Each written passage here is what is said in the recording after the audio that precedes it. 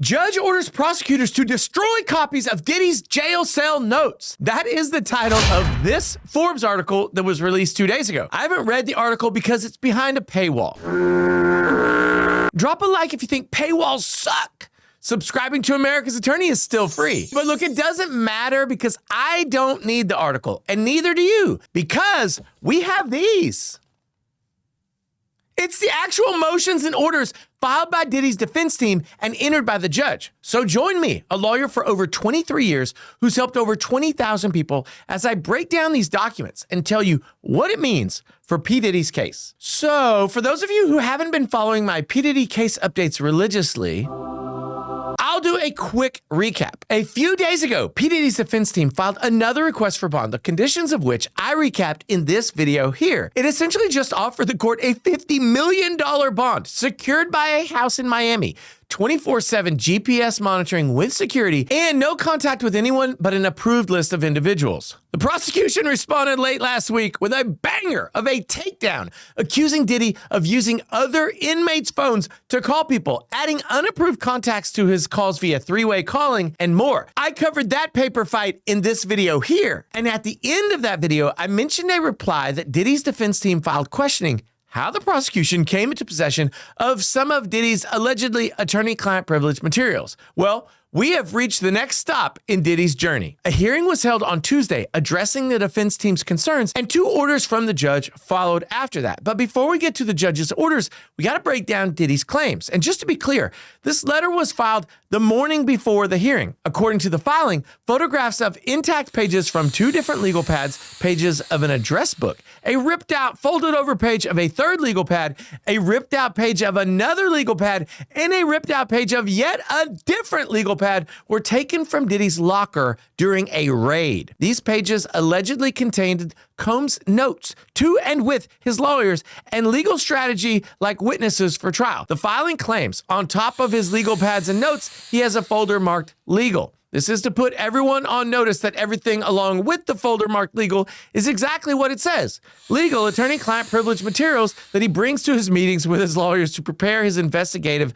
and trial strategy. The defense team goes on to claim that there was failure by the investigator who led the raid and the taint team and the prosecution. Now, a taint team is an independent group of lawyers and investigators who's under oath to not share anything that they see or recover or learn that might be attorney-client privilege, but instead to report to the judge about whether there have been breaches of attorney-client privilege that are material to the case. And they cannot share their findings with the prosecution team. These taint teams are rarely appointed, and this is a big deal. Diddy alleges the following failures. The investigator failed for telling the prosecution about the legal materials obtained during the raid. Failure by the taint team for allowing the photographs to get to the prosecution team and for failing to tell the defense team about that transmission. And finally, failure by the prosecution for not only not making the defense team aware that they had the notes, but also using them in their response to Diddy's motion for bail. The filing ends by requesting a hearing.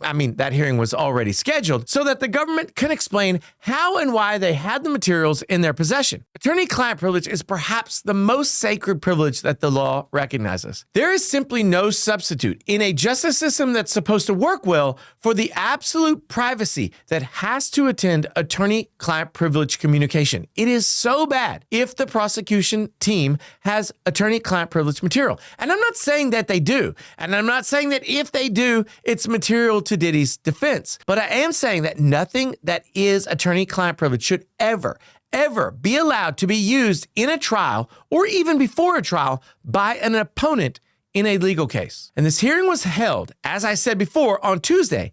And when they came out of it, the judge issued this first order. The government, with the exception of the filter team, must immediately delete the photograph notes at issue pending the court's ruling on whether they are covered by the attorney-client privilege. This is where we get the big, flashy Forbes headline, "The prosecution must destroy their copies of Diddy's cell notes." Unless, of course, they file a notice of appeal and get some relief from the order, well, then they must obey the order at once. But keep in mind, the filter team still gets to keep it which if the judge changes his mind or it's reversed on appeal, they can just give it right back to the prosecution team. Now, the judge then ordered another order directing the defense team to clarify on one point. In the quote I read you earlier, the defense team claims that Diddy's notepad had a label that said legal, that made it obvious that the material was confidential. The court states the sealed exhibit to the government's brief at docket number 72-1 includes photographs of 2 intact legal pads taken at the time of the Bureau of Prison sweep. There is no writing on the binding of either pad. Now, according to the order, there is another hearing today,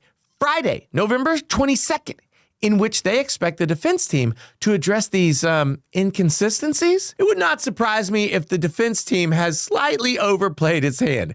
It's possible that this time, that at the request of Combs as the client, the lawyers have made an argument kind of further and stronger than the facts would allow, because the lawyers have to take Combs's word for it that he had written the word legal on these pads. The lawyers themselves would not necessarily know that information. But Combs has potentially an even bigger problem. If you write the word legal on one folder and then you stack that one folder on top of other folders not marked legal, it is not a foregone conclusion that the folders under the legal folder are subject to the same label and therefore the same protections. In fact, a smart person might conclude that they aren't legal because if you know how to label one, well, you might know how to label all of them. And there's another argument. There's nothing on the face of these things that makes them attorney-client privilege. Just because he writes down legal theories, legal ideas, even if he writes the names of his lawyers, it could just be doodling, unless he is trying to actually communicate certain information to his lawyers, or his lawyers have communicated certain information to him and he has written it down. It doesn't necessarily mean that anything he writes about his defense is something that is attorney-client privilege.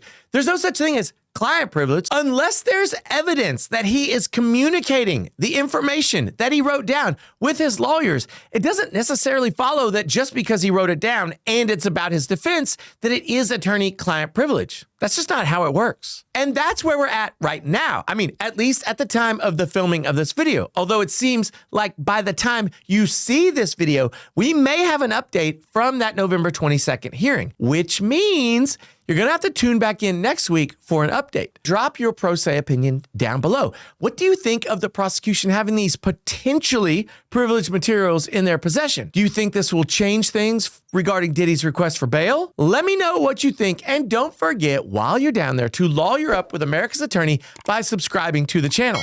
We got about 6 months until Diddy's trial, and I know you don't want to miss a single update. So subscribe, and I will see you soon. My P Diddy case by allowing prosecution